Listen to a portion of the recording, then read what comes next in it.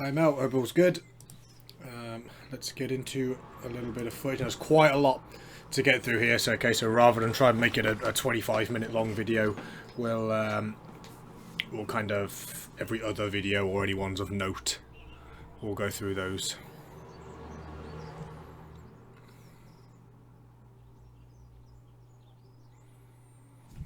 Let's have a look at what we've got.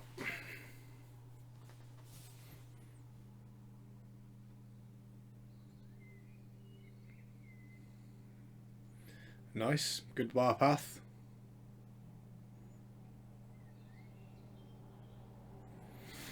Good. Yeah, very controlled, very smooth.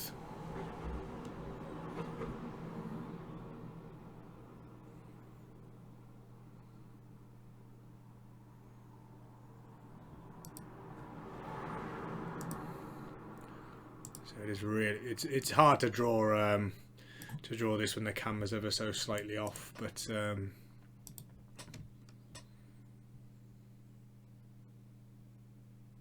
solid. Yeah. Nice, Mel. Good.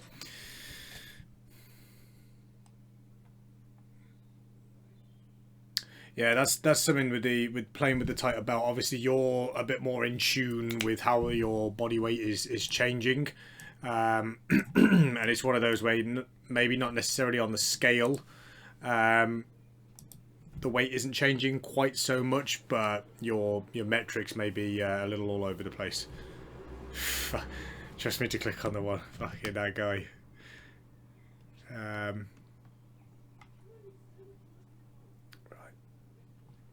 So these are all 65.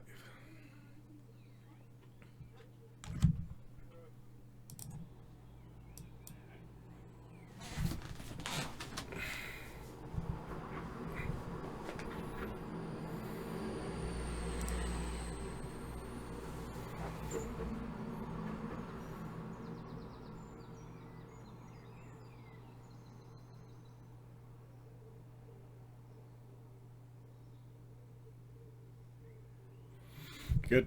Still quite a lot of movement up top, which is fine.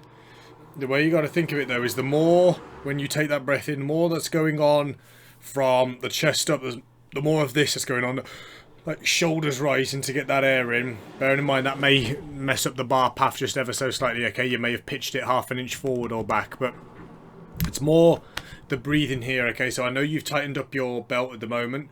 Just the gauge should be, you should always be able to just, without breathing in and just relax normally, you should be able to put your fingers on the inside of the belt. Okay, that's going to give you enough room, like a finger's worth, to kind of press into the belt. Okay, if it's any tighter than that, you are going to struggle to really push out into it. This is looking good. Yeah, those doubles were nice.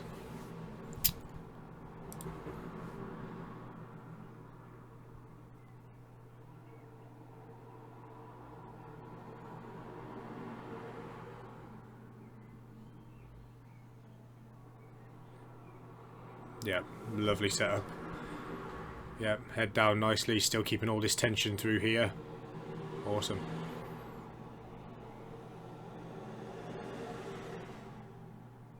Good.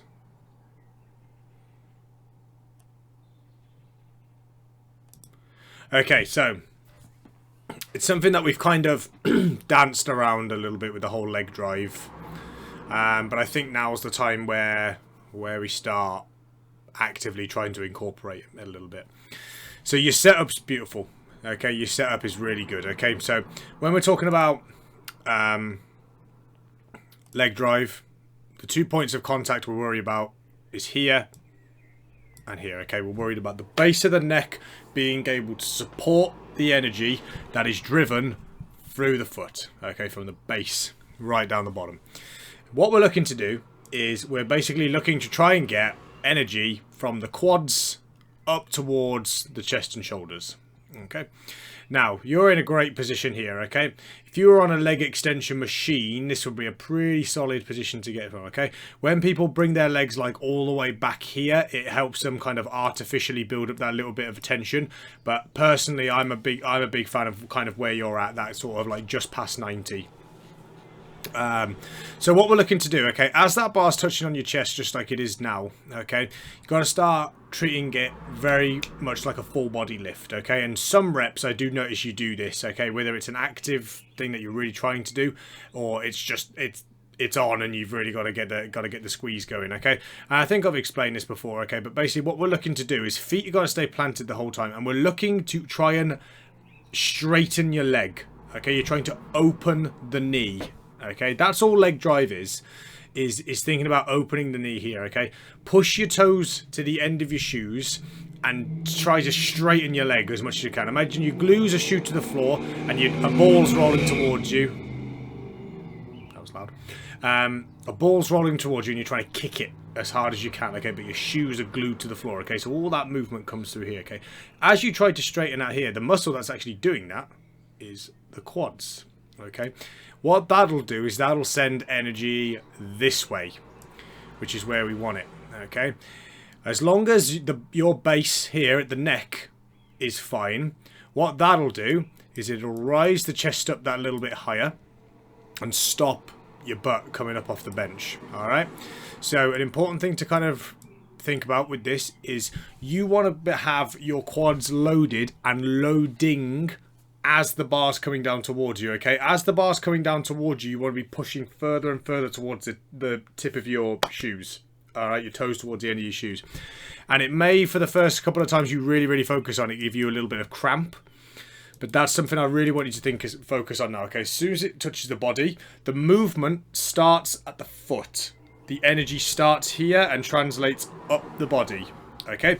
So if we were to do a push press, for example. So basically what we're doing is we're doing a lying push press, all right? So if I've got a push press here, okay, I'm going to have to demo. So I've got my bar here, okay? The movement starts from down at the foot, okay? It's the soft knees, the legs straighten, and then the bar can leave my chest. And I can straighten up, okay? But it's one of those. If when you were doing a push press, you tried to move it here and then the legs extended, you're not gonna get the momentum transfer, okay? So the movement is gonna start at the feet, okay? That should be the first thing to go, okay?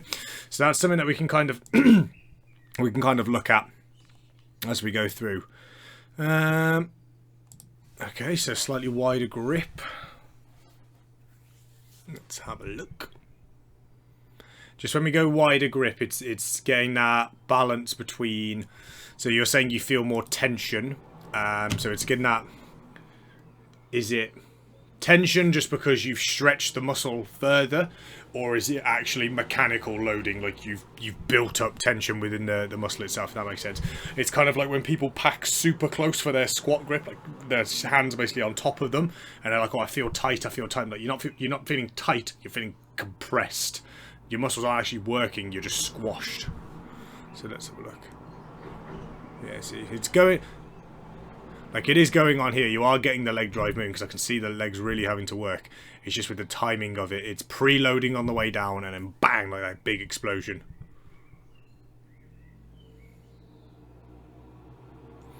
And always remember, so as you press the bar away from you, your chest wants to be chasing the bar, okay? As it goes away from you, you want to try and reach further and further up, okay?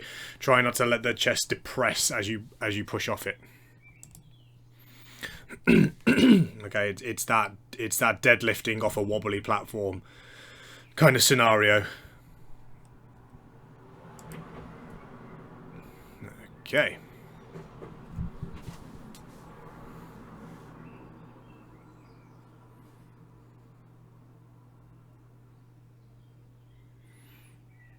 Okay, remember to push. Remember to push. Push that platform down. You pull the slack out nicely. Beautiful.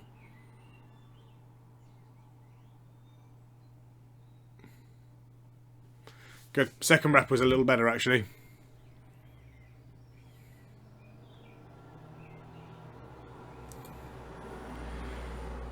Now experimenting with a bit of hook grip.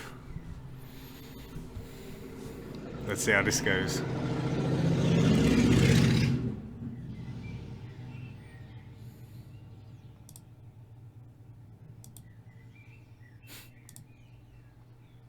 Oh no, this is mixed again. Smooth. Just make sure, so on a couple of these, you're dinking the bar away. As you're dropping down for that dynamic start, it's moving, it's knocking the bar. So that was better, yeah. That rep much better.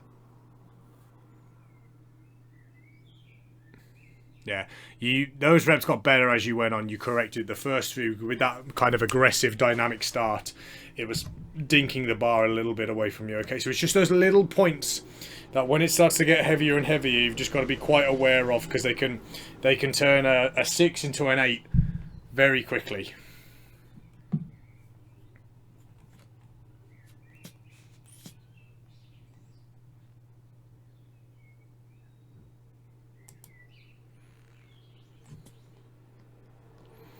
Okay, so yeah, stuff like the diet and sleep, just make sure it's reflected in the session RPE.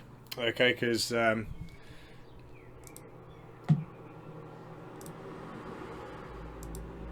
again, just a little note like that. I mean, like you said, like diet and sleep was a little off, but felt okay, so that's fine. Like the RPE is a subjective measure for you, so that's fine. I'll just make a little note of it, okay, so just so I am aware. It's good. The bar looks slightly lower here than usual. Yeah, it looks like you're resting the bar a little lower than usual on that set. Have a look back on that one. I don't know if it's just because your hair's tied up and I can see more of the bar. But that one looks like the bar was sat ever so slightly lower for you. All in all, pretty good. Pretty good. Okay, so the doubles came out kind of just on the right side of where we wanted them. I think the deadlift is one I'm going to look at, just because it hit bang on. So basically that double at an 8 was 110 and we knocked it out for 110. Was hoping for a little more out of that, but I think it's a, you know, I think it's a reasonable excuse me, I feel like it's a reasonable marker. I think they were about an 8. And then just still waiting to see this triple on the bench. So what I'll do is you just have to bear with me being over a bank holiday, because my ability to get back here, I'm just going to be away for a family for a bit, but should be all good as per usual. Then what we'll do is we'll really start. I'll reassess your strength parameters. We'll reassess the kind of the working maxes. The squat and the bench will have to go up, and then we'll work from there. Okay. So I'll make another video kind of talking through the kind of what we're doing and the process of it all. But just a heads up of what we're doing there.